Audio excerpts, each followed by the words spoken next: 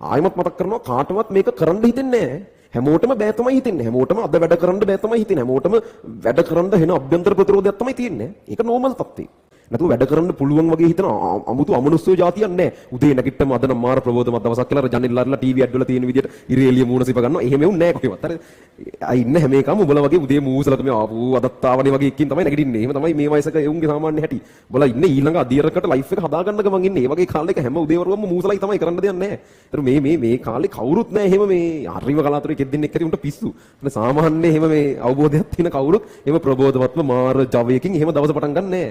හැම එකම ඔය උඹලා ඉන්න මෙන්ටැලිටි එකෙන්ම අර එපා වෙලා ඉන්නේ මේක ඉවර වෙන්නත් ඕන. හැබැයි ඉවර වෙන්න කියලා තියෙන කාලෙත් මදි. ඒක ඉක්මනට ඉවර වෙන්නත් ඕන ඒ ලෙවල්. එහෙමයි කියලා ඒ ලෙවල් එනම් හිට දෙන්නද කිව්වොත් ඒත් බෑ. දැන් ලෑස්ති වෙන්නත් ඕන කාලේ. අර ඔහම එන අර්බුදයක ඉන්නේ. ඕක තමයි කොමන් ග්‍රවුන්ඩ් එක. උඹලා හැමෝම සෙල්ලම් කරන්නේ මේ පිට්ටනියේ. ඒක වෙනසක් නැහැ. හැබැයි එක එක ඒකට ෆේස් කරන විදියයි වෙනස් වෙන්නේ. ඔයගොල්ලෝ තීරුම් අරන් ඒක ගැළපෙන විදිහකට කරන්න